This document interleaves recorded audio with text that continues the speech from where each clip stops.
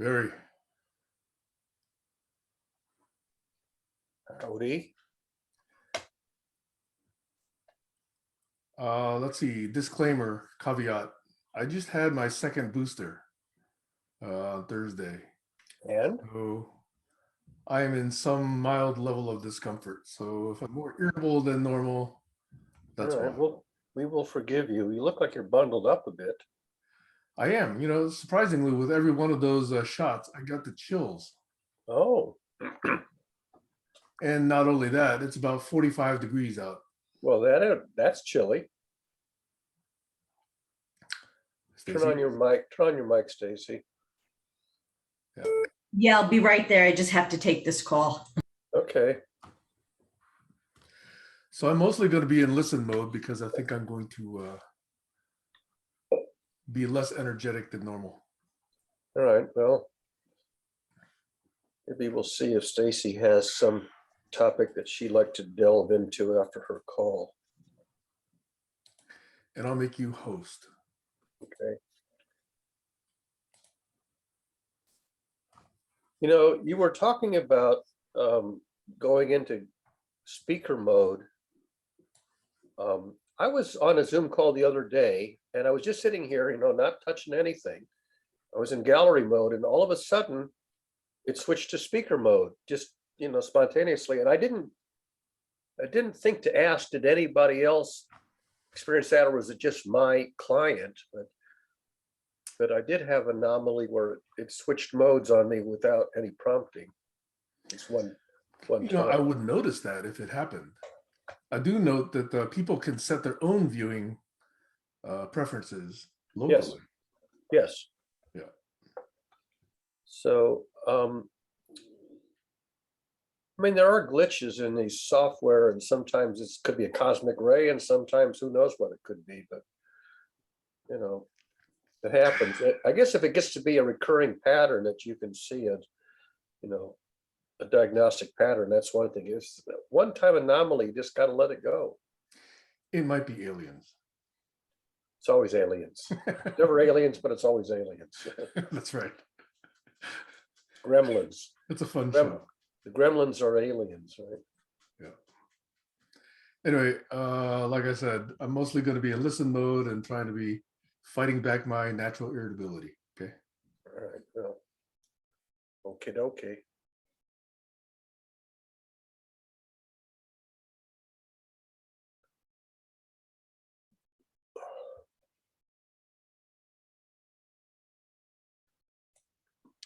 Hey, Stacy, are you there? She said she had to take a phone call. Yeah. All right, I'm coming back. I don't know why. I just got 2 calls. Like, I'm here all the time. And they hear that I'm on. Anyway. It's 8 o'clock. It's time to call Stacy. Why do you have a natural irritability? Yeah. Why do you have? I heard you say that you're fighting your irritability. What's going on? I just had my second booster not long ago, so I've been spending all of yesterday in bed.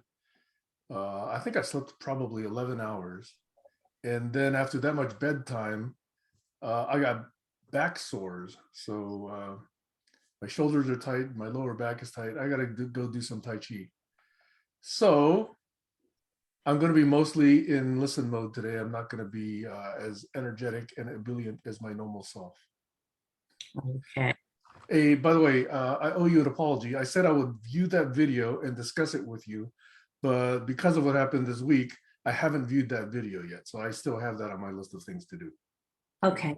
And I don't know if you're having a call tomorrow, but I won't be here because it's Mother's Day and I will be with my mother. Happy Mother's Day. Thank you. You muted yourself, Sam. Mother's Day. That's right. I do have a mother. I should remember that. Yes. It's useful to remember. So what did I hear you say, Barry? I was interested. I was trying so hard to give directions and listen. I couldn't do it. I heard What did you hear me say that I sounded like I was actually saying anything? maybe you weren't, but I heard my name. So Oh yeah, no. Sam called your name and I said, no, you were on the phone, but just as I said it, you were off the phone. So I was just No. letting him know that you were taking a phone call. Yeah, It no, was aliens. it was what? It was aliens. Oh, aliens and gremlins. Yeah, we were talking. Oh, yeah. That issue of going into speaker mode without prompting. You had observed that the recording was in speaker mode a couple of weeks ago or a week or so ago. And I was just on a Zoom call. I think it was maybe Thursday or Friday. I think it was Friday. And I was just sitting here in gallery mode, and suddenly it just went into speaker mode spontaneously. I didn't ask if anybody else experienced it or just me, but I've observed at least one time where it just jumped mode without me touching anything. And It's weird. so, yeah, but software can glitch and it can get a cosmic ray, and there's lots of reasons why you can get a one-time anomaly and not diagnose it. It has to be a repeating pattern. So, but I have noticed occasionally that Zoom goes into some weird behavior pattern that lasts for, once, and then it gets fixed or doesn't happen again or whatever. Yeah. Yeah, I mean, I'm on calls where they record it in both and then they share it in both. So there's got to be a way to do both. Yeah. I also notice that the free 40-minute time limit for the non-premium, they're not going to enforce that on just a two-person call. Yeah. So that means that if you and I do a Zoom call on the freebie, I'm assuming you can still restart it. You can. I was on one yesterday and we just kept going back. Yeah, it's just like a station break. Every 40 minutes you have a station break and you restart it. Which might be a good thing. It might be a forced moment to reflect. Yeah. And they do give you a warning. I think we got like a 10-minute warning. Yeah, you get a 10-minute warning, and then there's actually a tiny little countdown clock. But you got to have a magnifying glass to read it.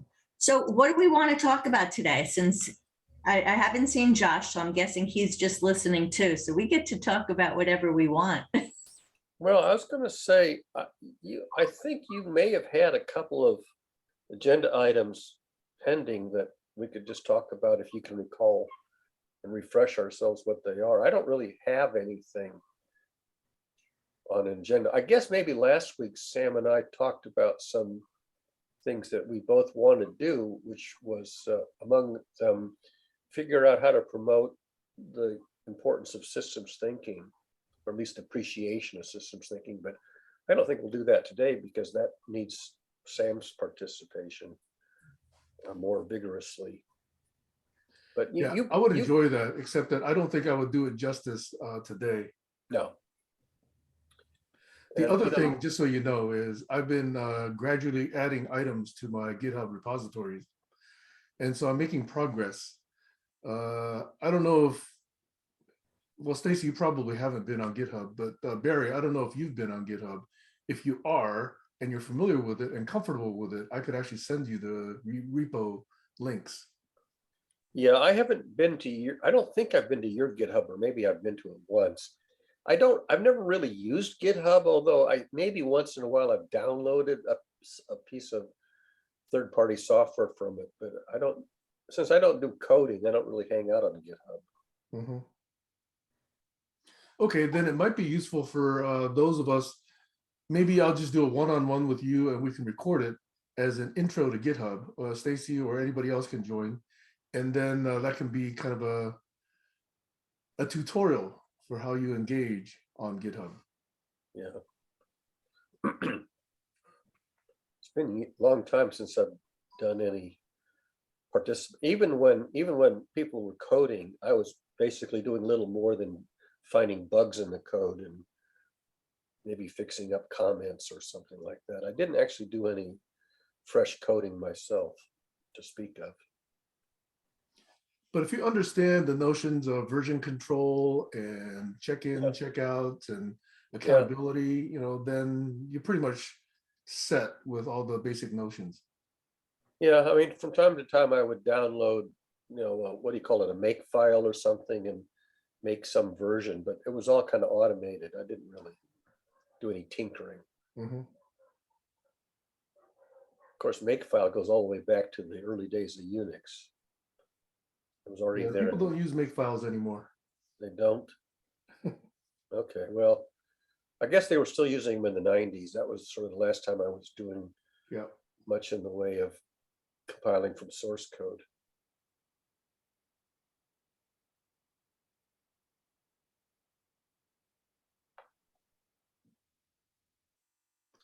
So I'm curious, have the rest of you had 2 boosters or 1 or 0? Just one. I haven't scheduled my second booster. I subscribe to the notifications. They do surveys of how you feel N days after your last vax. So I did that. And they will send a reminder saying, hey, you are now eligible for another booster. And that's why I got it. Yeah. I think I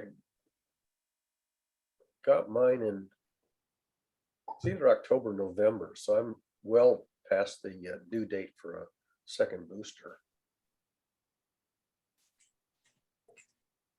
I'm kind of concerned that they say the effective duration of each booster is getting shorter and shorter. Yeah. And of course, the variants are changing and getting out from under the specs of the original. It's more than 2 years old now, the original formula. Mhm. So I gave myself a test. I came down with a cough and a sore throat about a week ago, and I gave myself a COVID test, and I came up clean. That was more than a week ago. I took that. No, when did I take that test? Maybe last Tuesday. I think I took it. But my sniffles, sore throat, and sneezing, it's kind of lingers.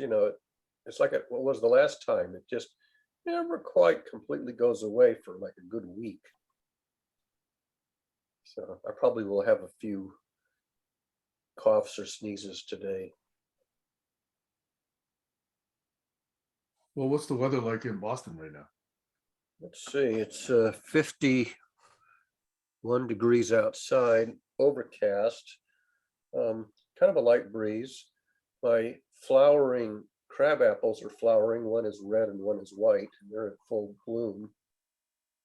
And my tulips, what's few of them are still living, few of them have come up again this year.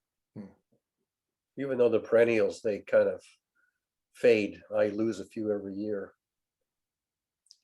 Do you have a green thumb, Barry? No, But you like gardening? no, I don't really. I mean, the property around the condo, there's places to plant stuff.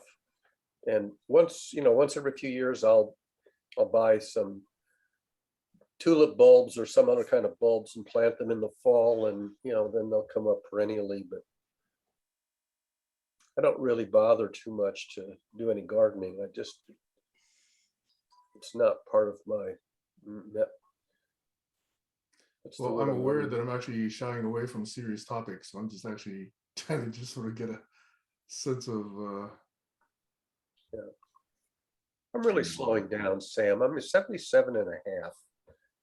And, I don't have the energy for, well, here's one thing. Because I've been so sedentary with the lockdown and aging and all that stuff, I've progressively cut back on my food intake.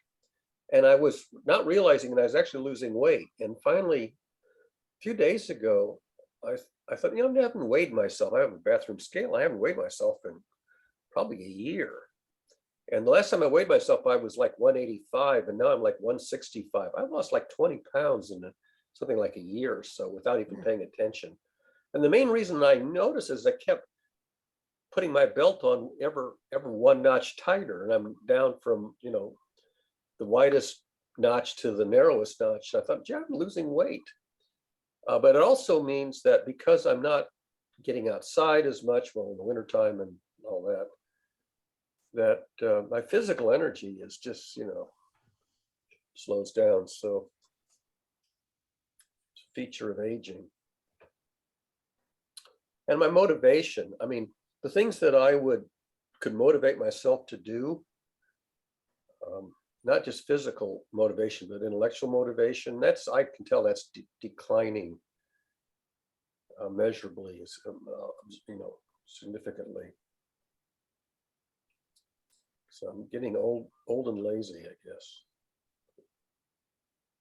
Or old and content? I wouldn't say that I'm content, because the prognosis for the future of humankind is dwindling measurably. Other people are saying it too.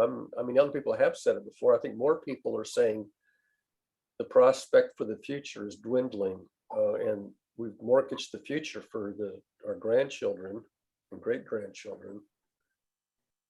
And even my brother now admits that. So this brings me to what I wanted to talk about, or what's been on my mind a lot, which is really settling on, or at least discussing, what the ethics of a new system or a new way of being would be, because we have that conversation, but we don't really come to an agreement on it.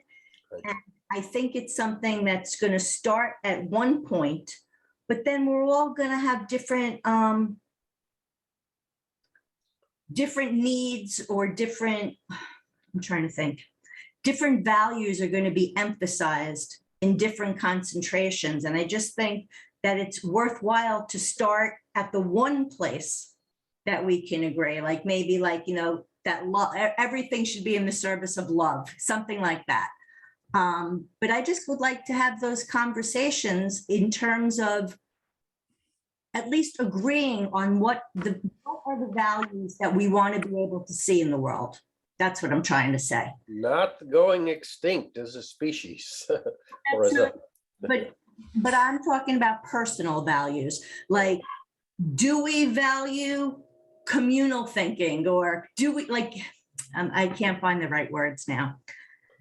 Physical, emotional, spiritual well-being. Partly as a result of aging, I think my sense of well-being is degrading.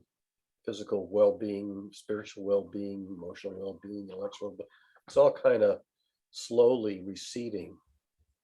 And I don't think I'm alone in that experience.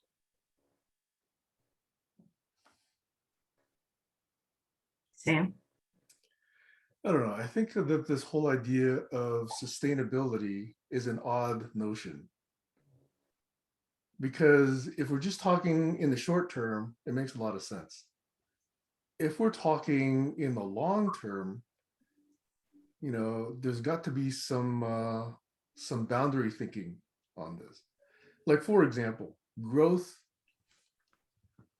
is not always good. You can't grow the population, you can't grow the construction of civilizations, you can't grow anything without end and not realize that you're really unbalancing the system. Right. So to that point, I'm sorry, Sam, you aren't done. So I think that the whole idea of systemic thinking is going to ask these hard questions about what are the limits. You can't just say, well, everybody's, got a right to have 2.3 kids and this goes on forever. That is not systemic thinking. No. And we hate asking those questions, because then you say, oh, well, then who are we going to allow to have kids? And that's another dangerous ethical question. Over. So what I'm really hoping to do is to start that same conversation, but at a different starting point. So like, for example, Josh has a new baby. If we look at that child, that baby, what are the qualities that we want to see grow in that child? I want to start there, because that's really where I think it begins, at least for the human part of what we're not dealing with. And that's where the hypocrisies lie. Yeah. I have two good friends who are teachers, and Anne Marie is a teacher in British Columbia, and Jennifer Zellinger Marshall is a teacher in Colorado, and they each give me a glimpse into their students. In fact, I actually interact with at least one of Anne Marie's students on a weekly basis. And it's very disturbing how challenged and challenging it is to deal with children's education in this day and age. And I worry that we're not capable of providing the requisite level of education for the upcoming generation, for them to thrive and solve all the problems that we're leaving them to deal with. So again, I want to bring it back to the beginning, because I don't think that people agree on what education should do. So I want to go backwards and get into that conversation. I mean, clearly, if they don't have the wherewithal to solve the problems that our generation didn't solve and left them to deal with, what are they going to do? They're going to suffer through, a slew of intractable problems. Sam. I think that this discussion of values is very, very difficult. It is. And it's almost unreasonable to expect the whole world to agree on any value. But if it were to be held, I would just suggest one, and that's coexistence. I don't want to start with love. I don't want to start with sustainability. I don't want to start any of that stuff. I just want live and let live as a starting point. So my ask, since I'm not looking for the whole world, I'm looking for the people within a call, whatever that call might be, I would ask you take that quality of coexistence, and we bring it into a kindergarten classroom and just take a look at what messages the system is giving the way it is now, so that we can maybe figure out what parts need to be changed a little bit. That's the conversation I'm looking to have. Sam. I think the minute you start singling out, let's say, kids in school and valuing them for behavior that doesn't do society much good, and I'm really talking on a personal basis on just how much emphasis is given towards, let's say, football team members or baseball team members, as opposed to people who've really learned academics well, or learned, science, or learned math, well. We seem to worship these people who can hit balls farther than anybody else, but we don't admire the people who can actually solve hard problems. Yes. And there is where we start creating problems, in my opinion. And there's where we start, setting the path for contracts of $200 million for athletes. And, the best academics can barely hold a tenured job. Right. And yet, who's arguably helping society more? Yep. Josh's hand is up. I was checking to see if it worked because Zoom downloaded a new version of Zoom, and so I'm just floating as a person on the screen. So it's a little strange, but to add to the conversation, I just keep thinking, Barry, what did your parents think when you were born, and what values they wanted you to have to solve the problems that happened at that time, and what was going on with the world at that time? Well, I grew up in a Jewish culture where education was considered, at least for children, one of the highest, most crucial values. And I spent my whole youth saving for my college education. So every time I got money for birthday or Hanukkah or whatever, it always went into the bank. And by the time I went off to college, I had enough money to pay my way through college.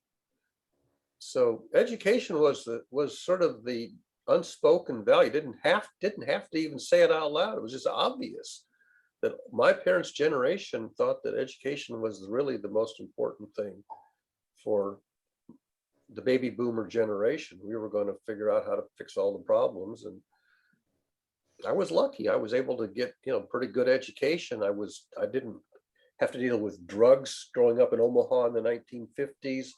I didn't have violence in the community. I had a pretty decent education, not a stellar education, but good enough. And so that was, that was a critical value, was quality education. Did you experience bullying? No, except for my brother. Only my brother. He bullied you? He was only a year older. He was twice my size. And he would get joy by knocking me down. I'll tell you a funny story. I actually told a story at Passover Seder once. Steve would knock me down, and he weighed twice as much, and he'd pile on top of me, and I would scream, "Get off, get off, get off." And you know what he was doing? Getting off.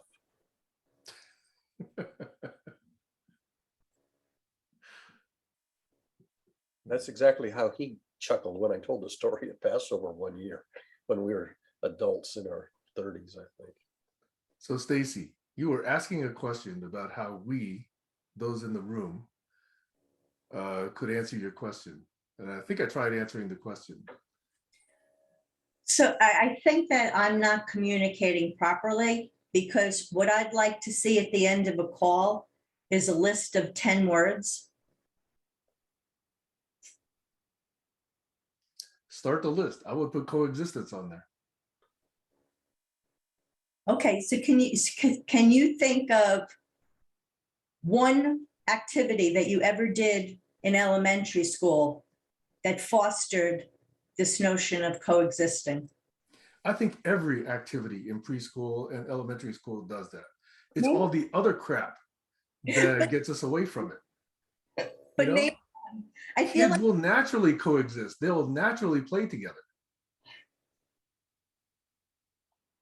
okay, so the fact that we limit that, we're actually working against what we say we want. So that's exactly, so that's why I wanted to start with one word. Because I think that if we had 10 of those words and just brought it into awareness, it might shift how we have certain discussions. I would throw in the word vision, being able to see as far down the road as possible and plan for behaviors and practices that keep us viable as far down the road as we can see. I mean, I remember George W. Bush, the vision thing, that was one of the memes of his presidency, that he said not to have good vision. That is, he couldn't see, many decades down the pike. Politicians often very relatively myopic. And visionary thinking, I think visionary thinking is extremely important, powerful, but it's certainly not taught. It's not a curriculum subject. Some people have it and employ it. Classically, it was the prophets were the visionary thinkers. They would see looming issues and pipe up about them. And, the classic thing, a prophet is not listened to in his own land. But just having the long distance view, which is what science and model-based reasoning is about. Good models are basically able to make reliable long-term predictions and then make adaptations, practices, which are not going to have us going off the cliff, in the short term. For me, that would mean doing more with imagination and things that start with if, then. Subjunctive mood. What would happen if? There's a great intellectual exercise, and it's creative. And I used to do this when I was, doing pedagogy in the 90s. What would happen if?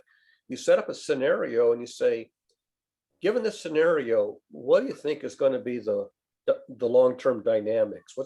How is this going to play out? Finish the story. Here's the beginning of the story. How do you think the story is going to play out? Is it going to be a comedy, a tragedy, romance, and if it looks like it's running in the unhealthy direction, what changes would you make to your current behavior to steer it away from tragedy. And those are wonderful exercises. You can do that in a context of ethics. Ethical conundrums would be one scenario. I would throw out ethical conundrums. But it's called the subjunctive mood in grammar. What would happen if? And then you sort of flesh out the rest of the paragraph or the story. So I think that's one of the ways you stimulate system thinking is encourage this asking of what if. Yes, exactly. There's a joke around this, right? Suppose you got 5 birds on a telephone wire and shoot one. How many birds are left? Probably none. Exactly. The simple way is, hey, there's going to be 4, but obviously all the birds are saying, I ain't going to stick around. No. Yeah.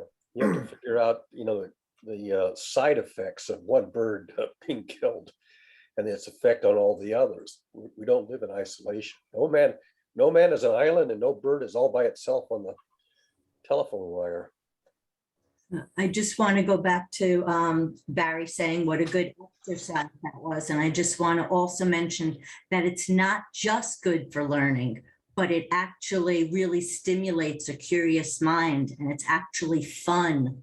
Right. And if you then get the opportunity to share all those imaginations, now you're building up the skill of listening to others, of sharing, of incorporating, and of working maybe together, especially if you move that exercise even more forward and work together to take the best pieces out of those imaginings. I mean, there's just so many things that can grow out of an exercise like that, that doesn't just stimulate the mind, but that feeds the soul. One of the most successful examples of that kind of exercise, and I ran it, I think 2 or 3 times with the Micromuse crew. And it was, and actually, by the way, I've saved the chats from those sessions. So they're actually the archives. You can actually read what the kids reacted. But the one that I thought was my best one of all was when the ethical minority meets the moral majority. That was the title of it. And it's a very simple premise. The moral majority makes a rule. And the rule is that the ethical minority must obey the rule of the moral majority. What happens next? That's the scenario. And it turned out to be a really rich premise for reasoning. And I won't spoil it, but I'll just say that I've had at least 2 or 3 sessions where people took that premise and really, put their brains to work, sort of reasoning through the consequences of that scenario. It's a good way to do, for example, an ethical conundrum. I added a word to that list of 10 that I'm looking for, which is empathy. Yeah, empathy and compassion. By the way, compassion, I remember years ago being accused of being, what was the term? Passive aggressive. At the time, I mean, I heard the term, I didn't really know what it meant. I thought passive aggressive, well, there's 2 words.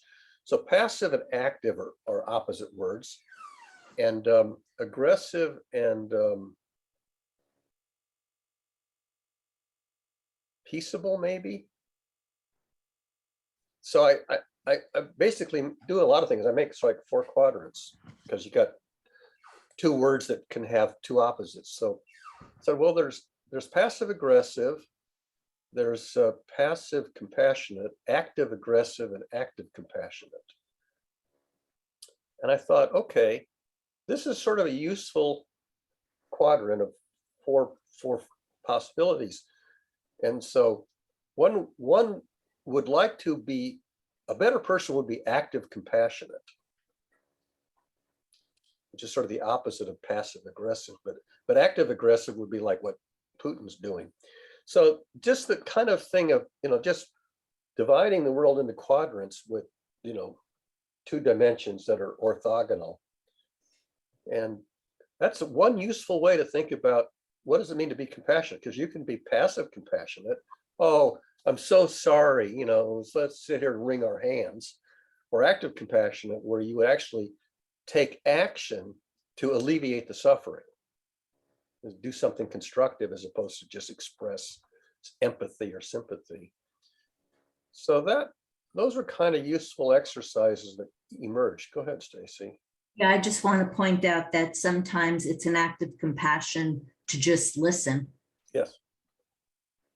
At least step one. And then step two is there anything you can take a positive action to actually improve the situation as simply to, because compassion is to suffer together, to suffer with, you know, misery loves company. And okay, I'll just sit down and suffer alongside of you. That doesn't seem very useful. That's why I like to do the fix it stuff. You know, can we do something to actually improve the situation so that you're not suffering from an intractable problem? You just articulated one of the most well-known Venus versus Mars kind of thing. Right. Because generally tend to just want to be heard and Yeah. just that space to speak out, and then they figure it out for themselves. And the masculine energy wants to like get in there and solve it. Right. And not feel good if that's not what you want. Yeah. My mother was like that. My mother would complain of something, and instead of commiserating with her, I'd just go fix it. She didn't want it fixed. She wanted somebody to commiserate with her. And it never occurred to me that, you know, that this complaint isn't about something is not right. It's that I need to have somebody share my misery over it not being right and stop fixing it. But I never really bought into that. So Barry, have you seen the video called The Nail? Yeah. Yeah, I've seen that. It's exactly that point. Yeah. And I say I'm perplexed by that video. I've watched it probably more than once. And I just go, shrug, throw up your hands. I mean, you know, what the hell are you supposed to do? It doesn't make sense to let somebody suffer when it's possible to alleviate suffering. And I just don't get this business of, yeah, go ahead and let somebody suffer because they don't want you to alleviate their suffering. That's an ethical conundrum all by itself. Jennifer put up a similar post like that. And I just remember, I remember my response. I don't remember how she phrased it, but since I had already been thinking about it, there are these lyrics to a song and it says, well, I guess I'd rather hurt than feel nothing at all. And there's something to be discussed in there. There's a lot in there because you're right. There are certain people that are so trapped in being miserable, whether it's the way they got attention, to, you know, that they had a problem and that's how they got attention, or they didn't get any attention and that's the way they're seeking to get it.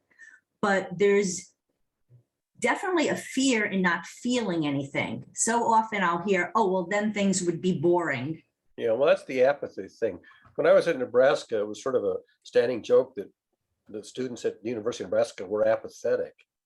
And of course, the opposite of apathy is compassion or empathy, but not just you know, being in the same state of misery or suffering. But I mean, the whole point of an education is so you can do things to make things better, to solve problems. And so I grew up in this culture that, you know, the thing to do is to use your brains to solve problems. And you know, you can commiserate with people, but why commiserate if you can actually heal them or heal the system? Sam? So I put in the chat one more word, which is patience. And the reason I put that in there is patience is one, but not the only way to counteract ego. And if one has an extreme sense of ego and wants to change the world and, you know, wants to be known for it, you know, if we get 8 billion people all wanting to do that, there's going to be chaos. And I think we could view patience as a way to attenuate chaos. And I think that is underappreciated. Over. Yeah, let it die down. Yeah, so triggering, I saw a chart that somebody put up today. I may have tagged you guys on it. So it was like a Bob and Alice with triggering, and sort of it was a vicious cycle of reacting to triggering and amping it up. And so, yeah, so the song Let It Be, the Beatles song Let It Be, is just, just let it die down. And instead of trying to engage, sometimes the best thing to do is to intentionally do nothing. Just let the energy decay away, as opposed to engaging it too much. Stacy? So this is just my opinion, but I'd like to put it out there and then you could just think about it. When I look at the 4 words that we have up there, coexistence, vision, empathy, and patience, the first 3, I think, is something we can teach. The patience, I think, is something that we have to unlearn the fear that's behind the lack of patience. So I don't see the approach to developing those 4 things as being the same. I see the first thing as something we can introduce, but when it comes to patience, you can't really force patience. You have to get under what causes the impatience. That's just my opinion, but I think it's worth it to think about. You remember I mentioned patience and perseverance as a pair that went together. Yeah. And you would consent to perseverance and not so much patience. Yeah, I get that. It's easier to become impatient and harder to persevere with the long-term goal.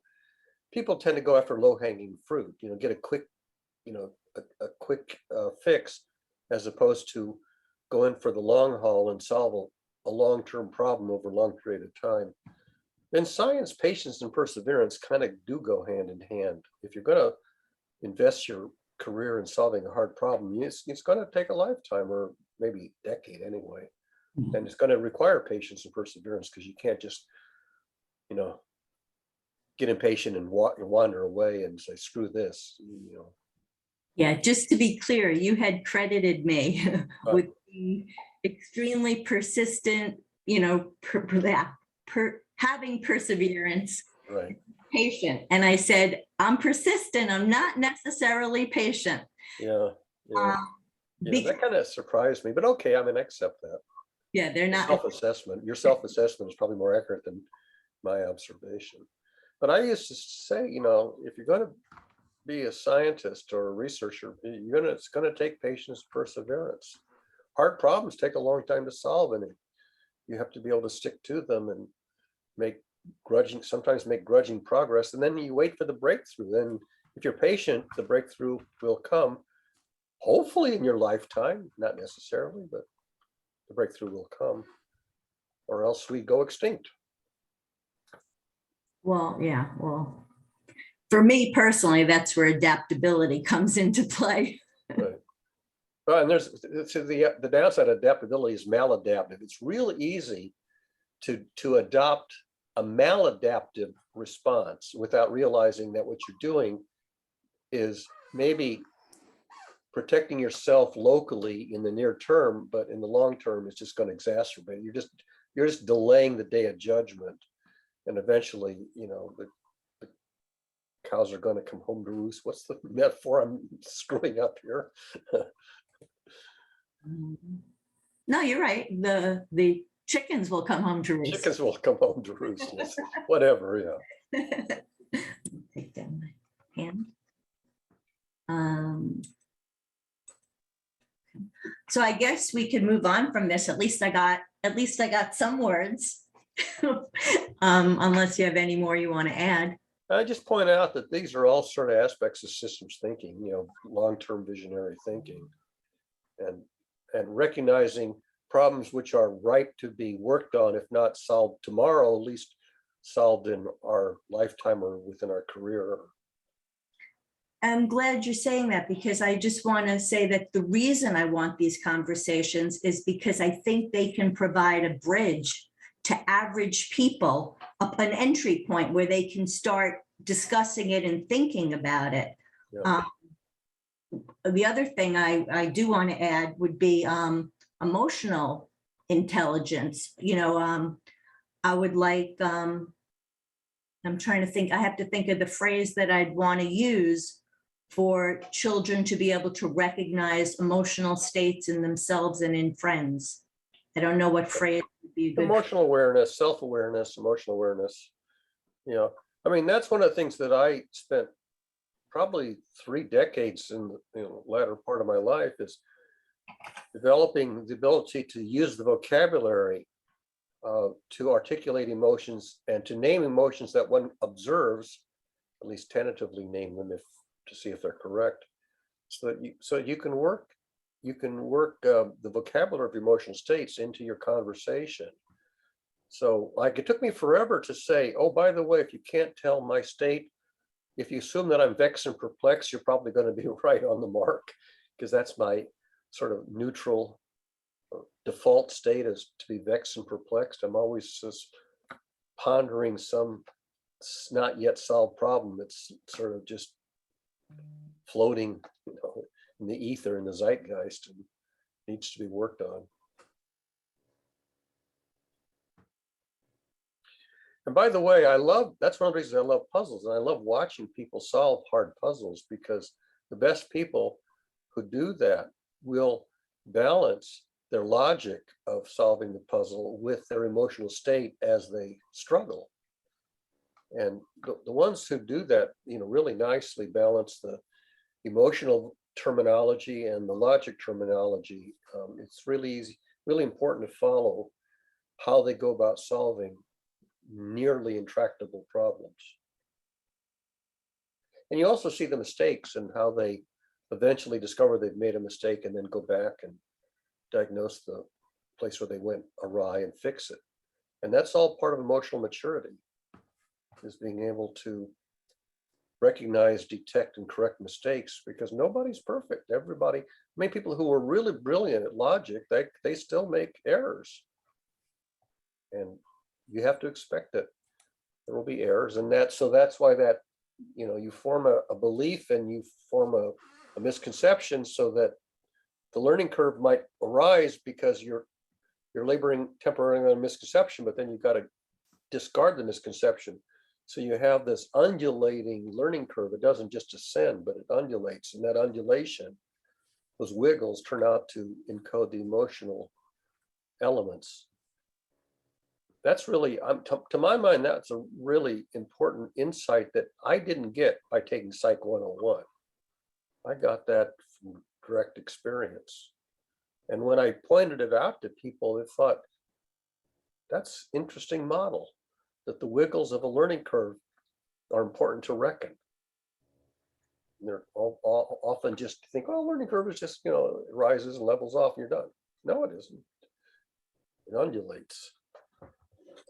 You just led me to a light bulb moment about myself, because with myself, I'm not only persistent, I do have the patience, because in that scenario, every time I fail, I'm looking forward to trying again, because now I learned something new. Learn something that didn't work. Right? So yeah, so with myself, I am patient. I think I'm less patient with other people, but I guess it's growing. It's emotional maturity. You learn that problems, you don't solve the first problem in 30 minutes and you're done.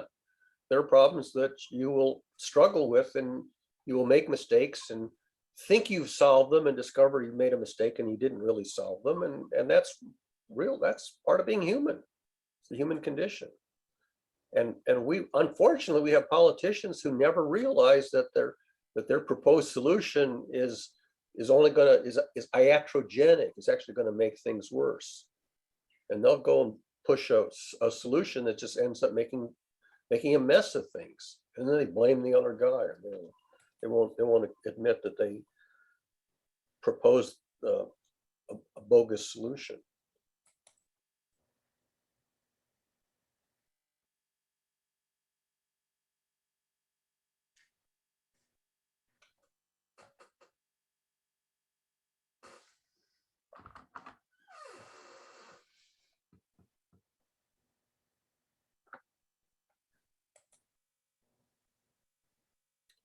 Sam turned his camera back on.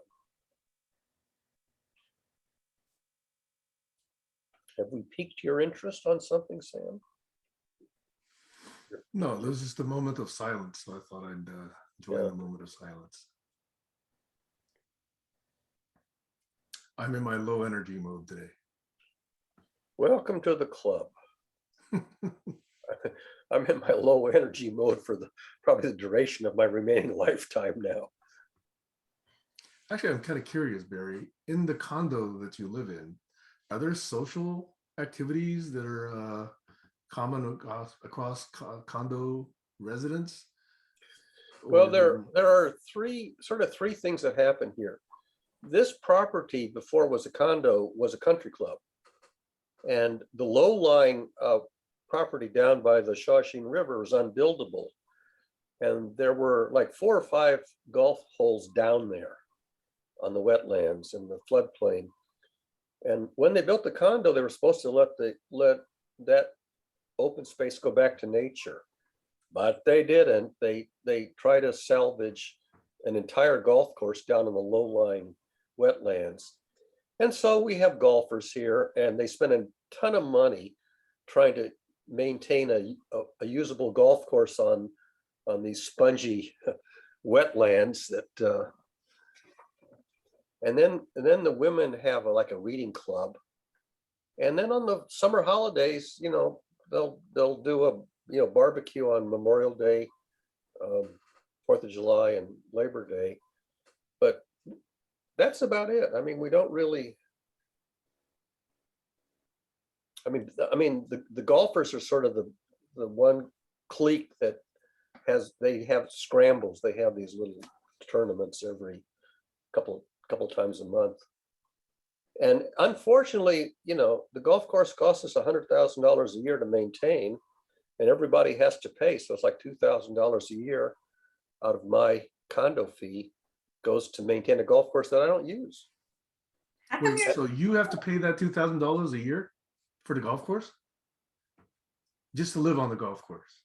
Just to live in a condo where we have technically an illegal golf course, because there's no golf course in the master deed or the site plan. And the condition to have the condos built was that the low-lying land was going to go back to nature, but they didn't. But if you're paying that, in theory, you have rights to use that golf course then, right?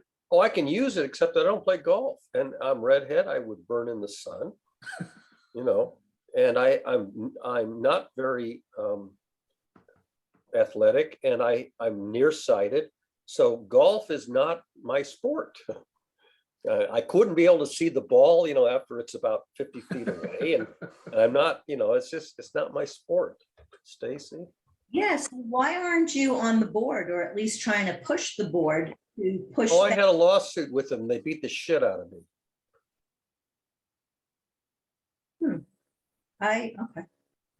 That's interesting. That's how I wound up on my board with a lawsuit, except they couldn't afford the lawyer's fees. Yeah, that's one of the first, I won't say it's the first big case. I mean, it was the second big case that I lost faith in the system. But forgetting about the legal part, what about just organizing your neighbors to have them put that cost onto the golfers? It didn't, basically, the only people who bothered to run for the board were the people who were the golfers. And they basically insisted that, and by the way, they violated state law in that point.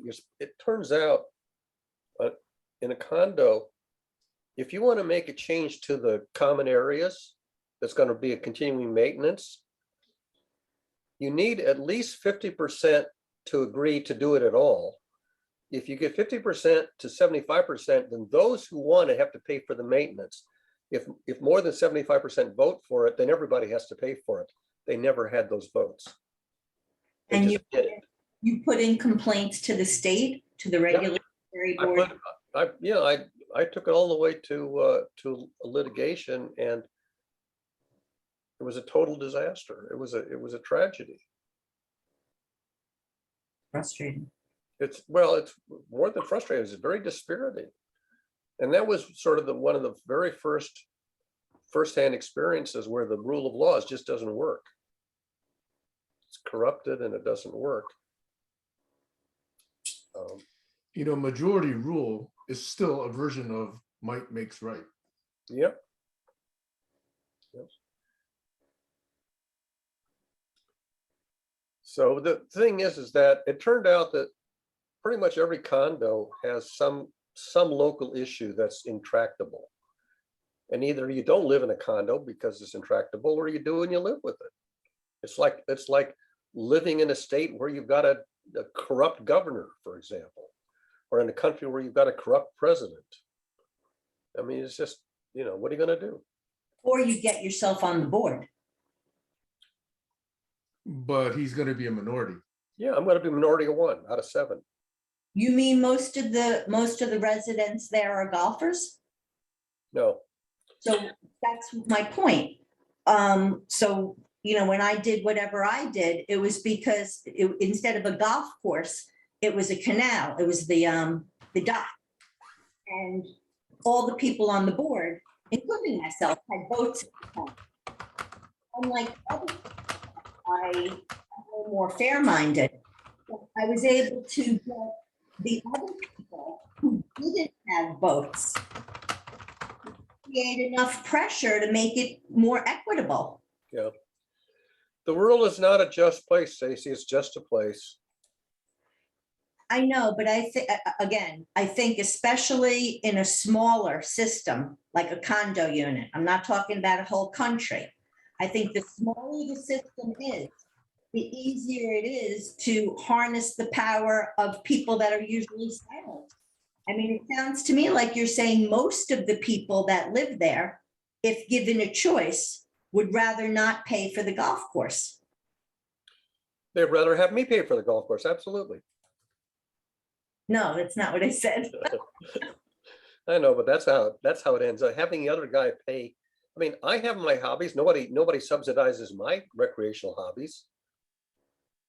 But, you know, I have to subsidize theirs. So, But even when you say theirs, it sounds like you're talking about a small minority of the owners there. yeah. Well, I So- don't know about small minority, but yeah, I think about 20 unit owners actually play regularly out of 54. So to me, that's a winnable thing if you have unity with the rest of the people there. That's I don't have unity. right. That's People are too apathetic, and it turns out that, at least in Massachusetts, fighting the condo board is a losing proposition no matter what the issue. And the reason is 2 reasons. One, there's one law firm here in Massachusetts that their whole business is defending boards of lawsuits with the unit owners. And the way they defend it is they let the case run forever. They keep the meter running indefinitely, and eventually you give up, because how much money are you going to spend to save $2,000 a year? Are you going to spend $50,000 on a lawsuit to save $2,000 a year? And so you end up realizing that economically you can't afford to fight. And in Massachusetts, you end up having to pay the legal fees of the condo board. oh wow. And that's why this firm has a racket going. They just keep the meter running, and when you give up, you've got to pay the $30,000, $40,000 legal fees that they spent with this board. And this pattern is repeated so often. I mean, this is the problem in our whole judicial system. yes, absolutely. It's not just not just Massachusetts and condos. It's the legal system is game. The lawyers are really good at gaming the system. Mhm. And keeping it, basically making it impractical. It makes the legal system dysfunctional. And once you figure that out, you go, okay, the whole system is dysfunctional. Legal system is not going to work. You just lost Josh. Yep. It's not about what's right or what's fair or what's It's what is. Yeah, It is what It's- it is. it's what can get the lawyers $450 an hour. Right.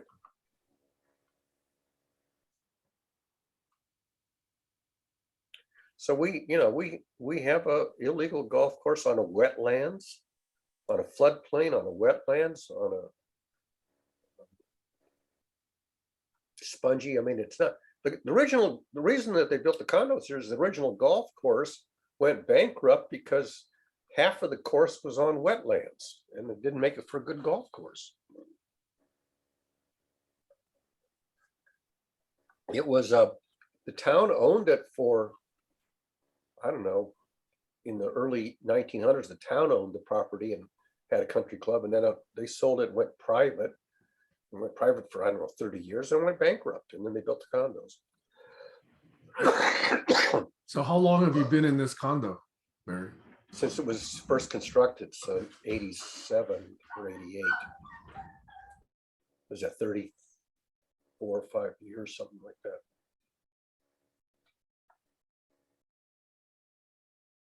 But anywhere you go, it's going to be, it's like Rosanna Dennis says, it isn't one thing, it's something else. So Never mind.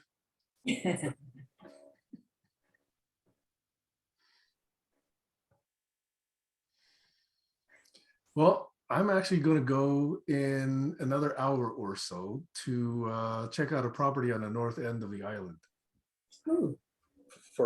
not for yourself, you just bought a house.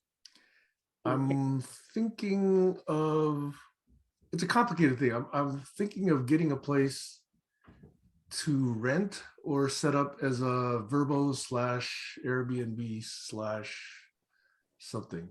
Oh, Nice. an investment property. Okay. It turns out my neighbor just over here, they sold this place about 2 years ago and they turned it into a Verbo place. It's packed. There's people there every weekend.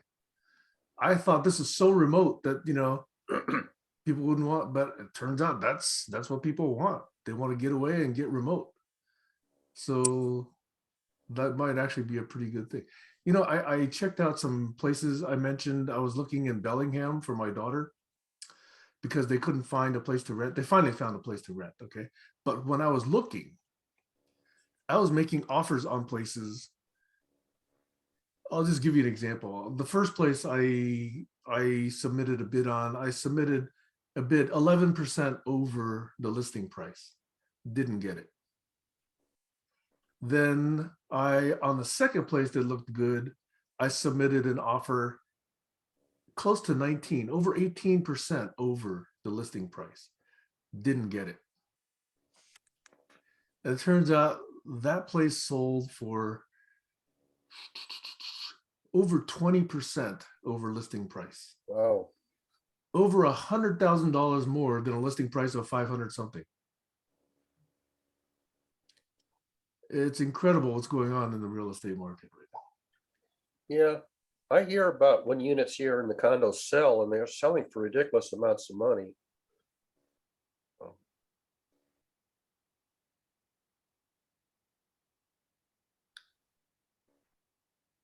I have to think it's gonna bust eventually, though. Like it did, yeah, in the late 80s, early 90s.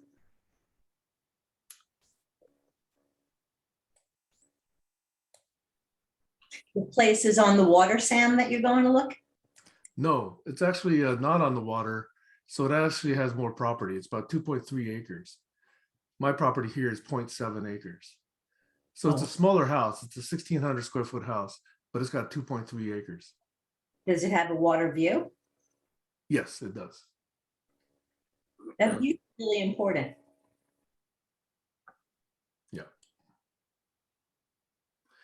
I've learned how to look up property records on the public record websites. That's actually very, very useful.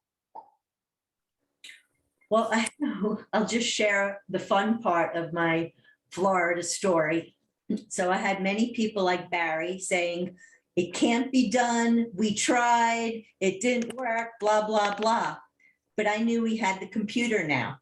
And I knew that a lot of people didn't actually live there, which was the problem of where I was living. There were no relationships there. And I used the computer to track down the owners. And then I was able to call them and talk to them and hear the history and get their votes. So yeah, kind of fun doing that. That's a lot of work. I was totally, had nothing else to do. I was totally dedicated. And plus they were suing, they were trying to get me to take a washer and dryer out of my unit, and I wasn't going to do it. So that's how it started. Yeah, it was a long story.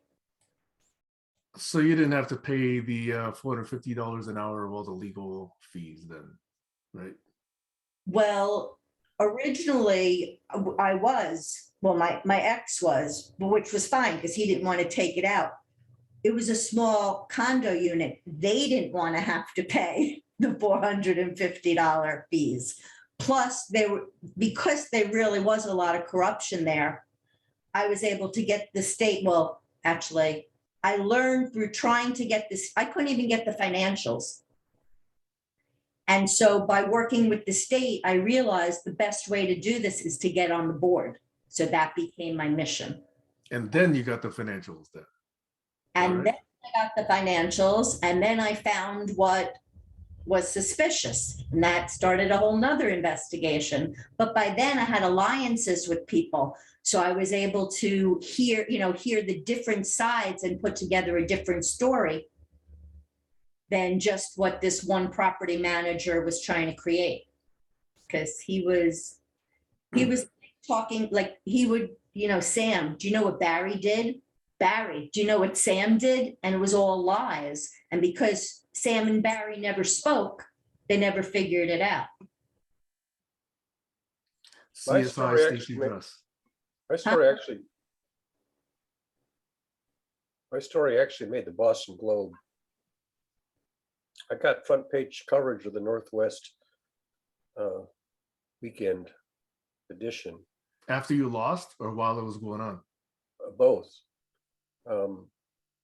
Yeah, so, I actually got a journalist to come out and cover the story. And it was a nice story, but it had no effect on the outcome. That's where I wonder if timing isn't everything. Like, I think these stories, like the time is right to resurface them and to hear them again. Mhm.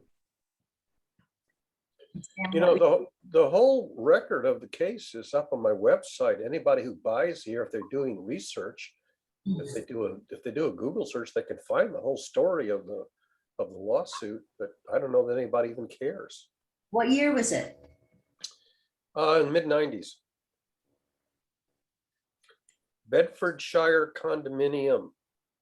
So you paid about 50,000 in golf club fees during that time period. Yep. And another $20,000 in legal fees. And got no place. The issues were not adjudicated. The judge decided not to adjudicate the issue. There was no legal merit. No.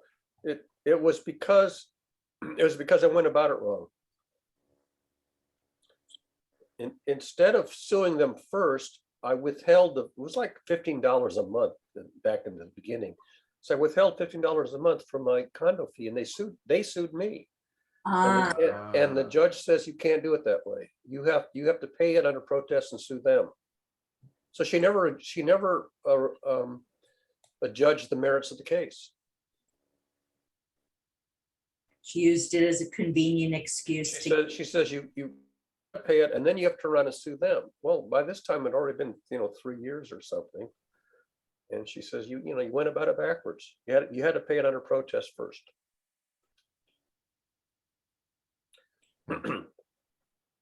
And Massachusetts, I think, was one of the very few states that had that provision. There were other cases in Massachusetts where essentially what the judge ruled is that let's say that you got a condo board that's so corrupt, say they're running guns or they're running drug, they're running some illegal operation, behind the facade. You got to pay them to run an illegal operation, you got to pay the money if it's if they're running a whole illegal operation, and then you got to sue them. And the point is that, you know, then the condo lawyers will just let it run forever. They won't ever resolve the case. Did you have a lawyer though? At the end, I did, So not at the beginning. not at the beginning. No. Otherwise, might he have advised you what the judge eventually told you? Well, I'll tell you what he said. When I brought him in, he says, Barry says, I'll tell you two things. He says, number one, they're a bunch of crooks, meaning the condo board. And number two, you're a damn fool. And he was right. They're a bunch of crooks and you're a damn fool. And he's a shyster that gets $450 an hour. All he did was simply negotiate the final settlement so we could end the case. And it didn't end the case. I mean, it just ended the litigation. They were just running up the meter.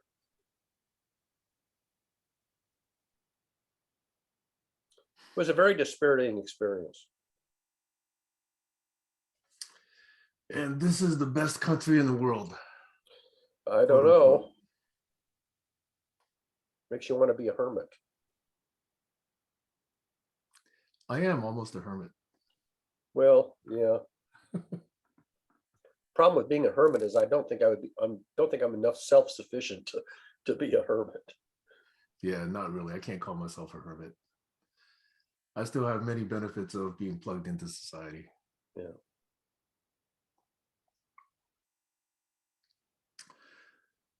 Well, I'm actually thinking I might get ready for this trip to the property.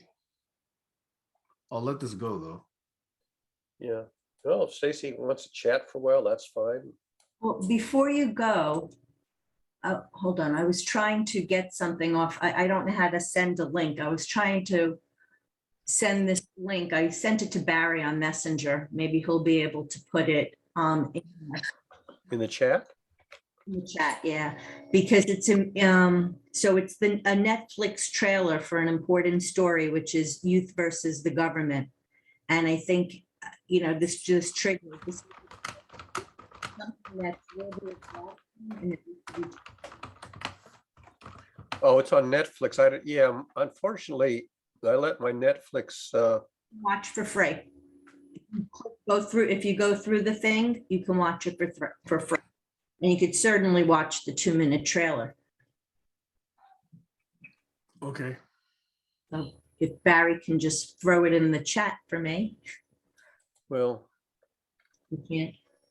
hang on a second. Let me just take the link. Let me just take the link off of Yeah, I was off trying. of the chat and put it in the chat. It's going to have that crappy Facebook gibberish in it, I think. But No, I was trying not to do that. let me see if I can get that not to happen.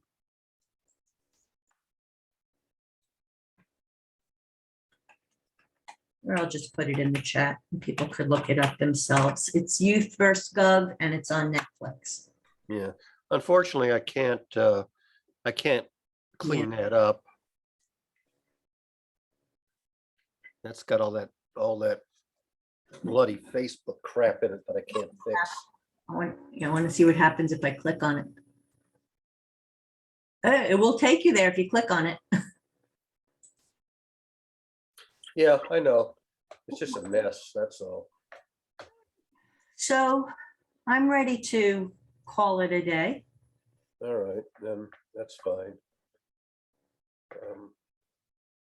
Or at least stop the recording. And you're not going to be here tomorrow, you said, right?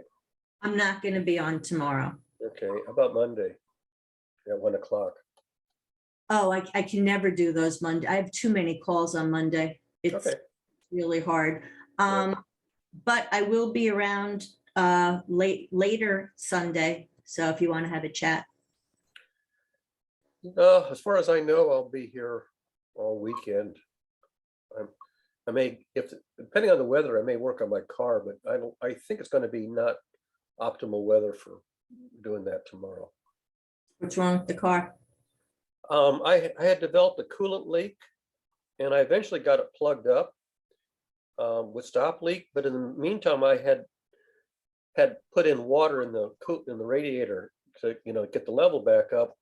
And now I've got to drain it and put in the antifreeze mix.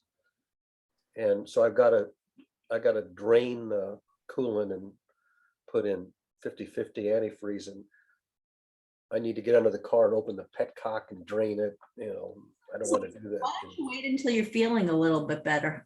That's Yeah, like, I mean, there's no, I mean, I can run on water all summer. I mean, I only need to have antifreeze when it gets to be cold again. But I don't want to leave 100% water in it for longer than necessary, because the antifreeze actually has anti-rust inhibitors and all that stuff in it. So at some point I want to get the correct coolant mixed back into it. did you always work on your own cars? Yeah, not for every kind of work, but for a lot of stuff, yeah. Yeah. I actually rebuilt a 49 Cadillac engine once. But it was a weekend project for, I think, a summer, that I would tear down and rebuild an engine and stuff like that. But yeah, I will do whatever mechanical work is within my purview. I can't do everything. There's some things I just simply can't do, but I do whatever I can. That's great. It saves, I mean, the thing is, this car's 25 years old. So at some point I'm just going to throw in the towel and say, get rid of the car and, get a newer car. Probably not a new car, but newer car. I wish I would have learned how to work on a car. I actually taught one of the women at Bell Labs to do the body work on her car. And she did such a good job on it. She did the body work and took it in to be painted. And the guy says, who did your body work? And she says, I did. And he says, you want a job? Wow. But I had taught her to do the body work. Wow. Huh. And you just reminded me of something else. But I forgot it. So we'll talk. Okay, so I shall be around if you want to chat, over the weekend some more. Sounds good. All right. Bye. Sam, enjoy your shopping and whatnot. And let's see, is there anything? Oh, I guess I should save the chats, shouldn't I?